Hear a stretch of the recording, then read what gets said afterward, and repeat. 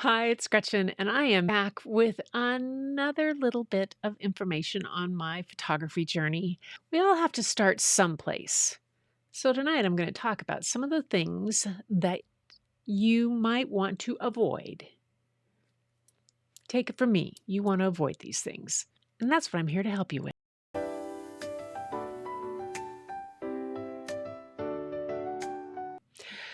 So, yes, common beginner mistakes, beginner and how to avoid them. Let me tell you, these are not exclusive to beginners, but they are things that, boy, if you can put them in your head, they are going to save you some heartache and some frustration and maybe even some money. Yeah. So, because you're out there with camera gear and you want to do with what you're doing, you want to do the best possible thing that you can. And you need to have your ducks in a row, so to speak. We're going to look at what I consider one of the main things that is what goofs up all beginning photographers or even experienced photographers. And that is enthusiasm and excitement eliminating extra effort. What? What am I talking about? How can enthusiasm and excitement be a problem? Well, let me tell you. The thing that enthusiasm and excitement oftentimes goof us up on is the research and preparation. And that is probably the key thing for you when you are out and about and going to go photograph is research and preparation. Yeah, it's not the fancy stuff. It's not the great equipment. It's not all that kind of stuff. But boy, is it important. So, research and preparation. Weather. Yeah. Whether you are a photographer that is doing a wedding, or whether you're doing a family pictures, or whether you're doing landscape or wildlife, whatever, weather can be a factor unless you're in a studio. Even then it can be a factor if you're depending on natural light coming in. So always, always, always do your research and prep for the weather. Now, okay, you can look on the weather app. There's a whole bunch of them. There's all kinds of things that you can use to look into that. I'm not going to go into those. But the thing that you do need to know is not just know what the weather is going to happen, but what if it doesn't? Or how bad is it going to be? And how do I respect my equipment and make it work for me in those conditions? So what does that mean? It means a great deal of things. So your camera gear can be affected by temperature and by moisture. If you're going to be in a really hot area, you need to be prepared to have something to cover that, to protect it, to keep it out of the sun. If you're going to be very cold, you have to be prepared to have that camera be able to transition from the very cold to a warmer environment, say in your car, without condensation happening within it. There are ways to do that, and do a little bit of research into that. It will help you become a better photographer in learning about those things. Prepare, practice, get some knowledge. This is not just go out and point and shoot. If you really want to respect the craft, do the research and prepare. Rain is part of my Northwest stuff. Man, my coat can be soaked, everything, but my camera, I have special kind of claws, those, I get them at the car shop, the super absorbent towels to put over my camera gear. I use those a lot. You want to watch for wind and sand, all of those kind of things on what you're going to do and what the weather's going to be like, where you're going to be, and not only for your camera gear, but for yourself. Pack an extra pair of socks or two. Have toe warmers, hand warmers, all of those things. Have the right amount of food. Of course, you're talking to somebody who's wildlife and nature photographer who's going out. You might not need all those necessarily, but you might have a cranky model, and having extra food or a coat that they can cover up in is kind of important.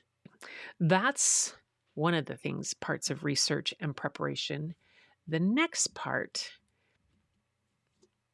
is your equipment. Planning for the what if. Do you have batteries? Do you have enough things packed that you need in that backpack? And I'll get to the bear in just a second. The batteries. Don't walk out the door with one battery or two. Have three. I remember when my daughter got married, the photographer coming to me the morning of the wedding saying, "Gretchen, I got caught up in last night's party and I forgot to charge my battery. Do you have an extra one?" She and I happen to have the same camera brand, and we happen to have very similar cameras that use the same battery. I was the mother of the bride. I wasn't supposed to be taking photos, but I had 4 batteries with me, all of them charged. She was the professional wedding photographer and only brought one? Nah, not ever going to get hired again if you do that. Yes, a battery may cost between $50 and $70, but how much are you going to get paid at a wedding if you only have one battery and you haven't charged it and it fails midway through the shoot? You're not going to get paid anything, and you're not going to have much of a reputation. Be prepared. Batteries are important. Have a battery charging unit, all those kind of things that you need to do. Build up to it, get one at a time, but always have at least an extra battery, not 2. The backpack.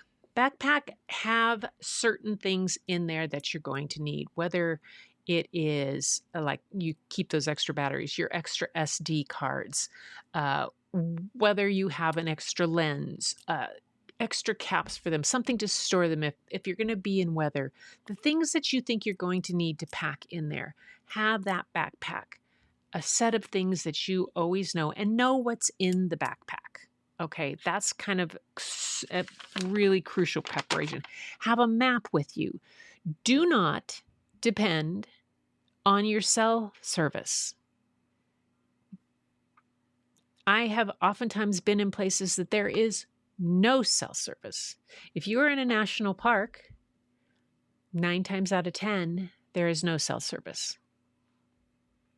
So make sure that you have a physical map, a physical plan of where you're going to go, of what you're doing. And this extra little bit, let's see, this extra little bit when it comes to research and preparation has to do with that bear there. Research the area or the subject. If you are going to be doing a beach wedding,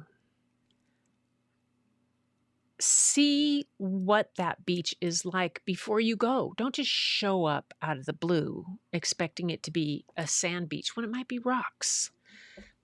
If you can't physically make it there ahead of time, get on Google Maps, start looking up the place, and get some research and background on it. If you're going to be photographing an area of a park or in the wilderness or something, check to see what the weather conditions are going to be like, when it's open, what to look for, do you have to register, all of those kind of things. And if you are going to plan on photographing wildlife, make sure that you have researched that animal through a respected source. Check with the parks departments. They have amazing knowledge on wildlife that is within our national parks. And they're a really good resource to go to. You can check what other photographers have done, what their knowledge is, but I tend to start with the naturalists in the park departments first. If you understand the animal that you're going to photograph, you are more likely to get a shot of that animal. If you just go in expecting to see a grizzly and it's at this time of year, you're not going to see one because they're hibernating. You've got to be aware of the animal's environment, where they are, what time, and also be prepared. That's where the backpack's going to come in handy. You're going to need to wait a while. So, I know that kind of rambled on, but respect the prep, okay? Just respect the prep. What you're going to do is going to be so much more satisfying if you have kind of thought through it. Yes, enthusiasm and excitement are really important, but they do not supersede that extra effort in research and preparation. It makes all the difference in the world when you can walk into a setting and know that you have the battery and that you have the map and that you know what the expected the weather and you know the habit of that animal, or you know what time sunset is and sunrise is, and you know the blue hour or the golden hour. You're aware of those things. All of those little things that you've packed away and put in your arsenal of knowledge are going to help you in so many ways. And then you are going to be able to focus on the image. And when you can hone your focus, it makes all the difference in the world. So respect the prep, and it will make your life so much easier. That's my best advice for beginner. I've made this mistake so many times, and it's just important to really plan it out, do some preparation in those things. Then when you get there, if something happens, you won't have to beat yourself up about it because you've done what you can. And there might be something that happens that makes things kind of not go quite the way you planned. But that's when the magic can happen too.